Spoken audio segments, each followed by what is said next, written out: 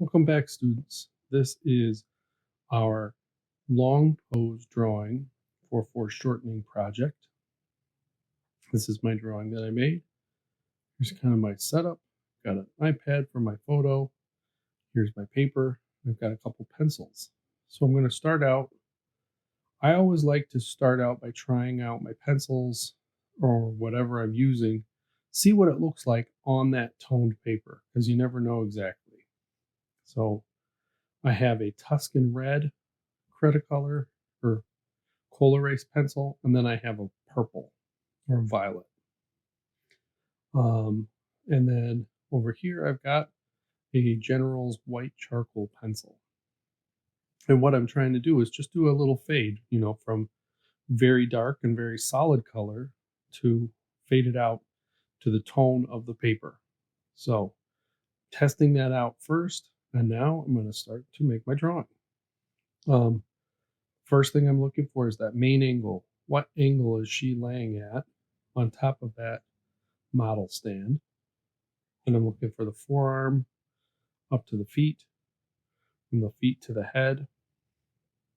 And, that's that envelope. I'm not trying to make it perfect. I'm just trying to make a guess. So here I'm trying to find the gluteal muscles, how that moves into the midsection. Every so often I'll put my pencil up. I'm going to measure an angle. Here's the angle of the arm. Move that over. The angle of the neck. The angle of the forearm. Here's the shoulder. I'm going to go to the top of the head. Make a guess at where the hair is. So these are all just very loose guesses. Notice that I'm holding my pencil by the back end, trying to keep it very light, very quick, very long lines. And I'm just trying to take the main things, our major masses, our major parts, upper leg, upper arm, lower arm, torso, hips, head, neck. And that's what all I'm trying to get at the start. So now I've got that, and I'm going to start to build probably an area that's easy to see as kind of like my anchor part of the drawing. So I found the side of the rib cage here up to the shoulder to be that point. So I can adjust everything else relative to this point, but I'm going to take my time and really try to make sure that this part is correct. So you can see me kind of moving things around. I am holding the pencil a little bit tighter, a little bit so I can put more pressure. I can draw things a little bit darker. I'm going a little bit slower now.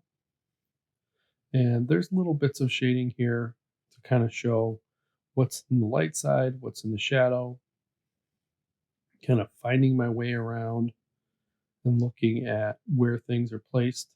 I think I moved this face around a couple times. I think I moved the hair around a couple times.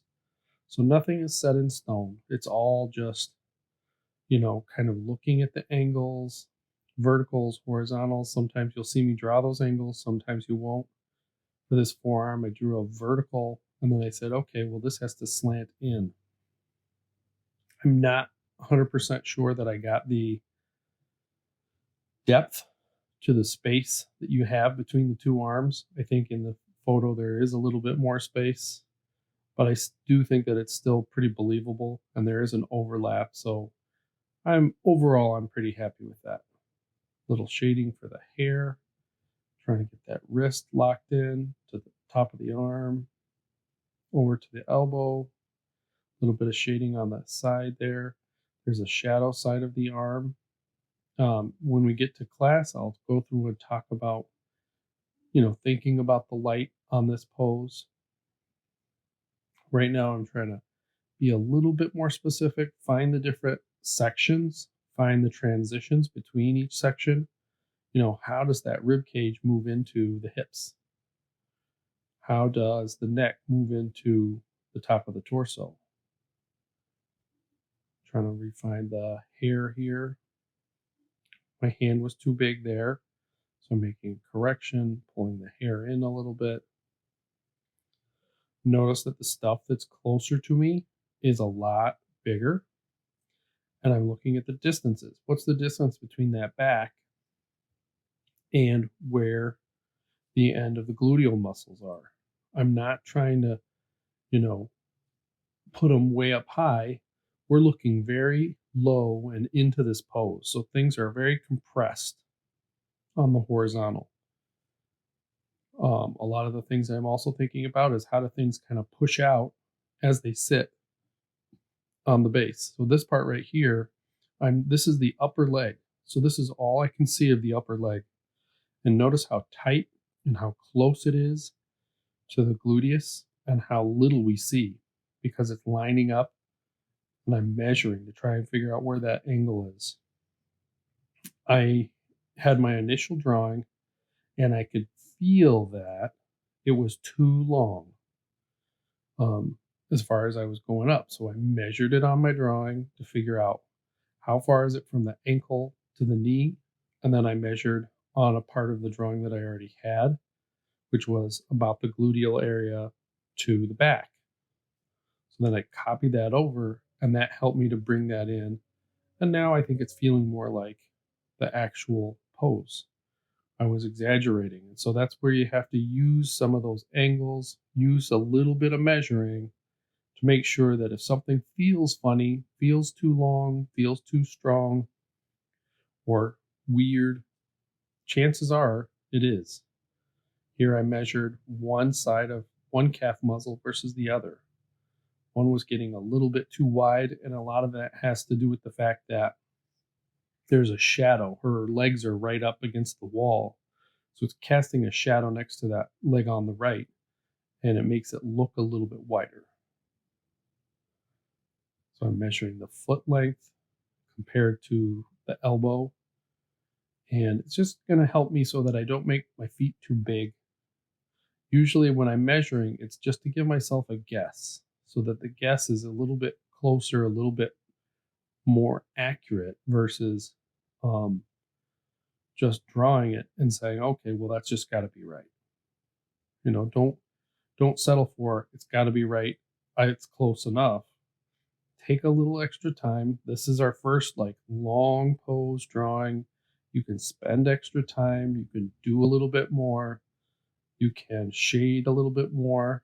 Um, and that's what we're going to go through and talk about next in our next unit is really taking our shading from a basic, you know, little bit of shading to a more advanced, more refined, using a lot of shading to really make it look correct. So I'm trying to block in the ear. I thought I was going to get this a little bit better than I did. I really had to keep kind of pushing the face around. There's the midline of the face. There's the line of the eyes, the eyebrows. I start to kind of block in where I think the hair is. I'm going to move it more than once. A little bit of shading on there so that I can just kind of get a sense of what it looks like. I am doing just a little bit of erasing, but usually I just slowly make my lines darker, and that's how I build up my drawing. I usually don't erase very much. So there was a little bit there, but nothing too aggressive. I'm not completely changing anything. And you can still see some of those first lines that I made, especially back on the legs there. And I don't think I'll really ever get rid of those. There's no reason to. This is a study for us. This is us trying to make a nice drawing of a foreshortened pose. So I am looking at the features. I am trying to kind of build those up. And I am going to start to kind of do a little bit more shading here to show the values, what's in light, what's in shadow. And pretty soon we're going to switch over to the white charcoal pencil, start to put some highlights in. But just kind of finding some of those edges, refining some lines. You can see now I have the pencil choked up quite a bit. It's really close to my fingers, or at least the tip of it is, and I'm pressing a lot harder. I'm changing the ear again. So I felt like at a certain point I couldn't get any farther with just the dark. So here I am starting in with the white charcoal. A lot of the times what I'm doing is I'm shading, and as I shade, I'm trying to move around that form. So the cheekbone is rounded, so I'm doing that. The hair flows in that direction, so I'm shading in that direction.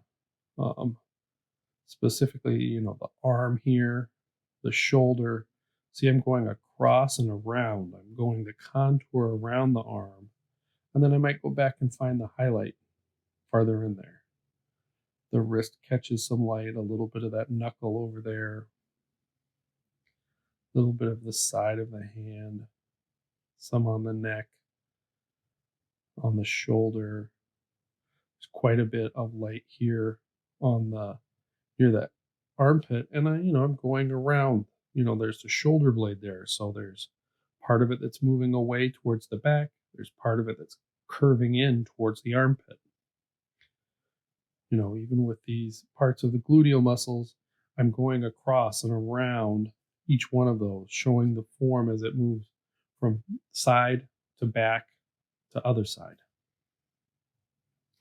So we're just kind of building it up. I'm not going 100% pure white. Notice how I'm using the tone of the paper as part of my value.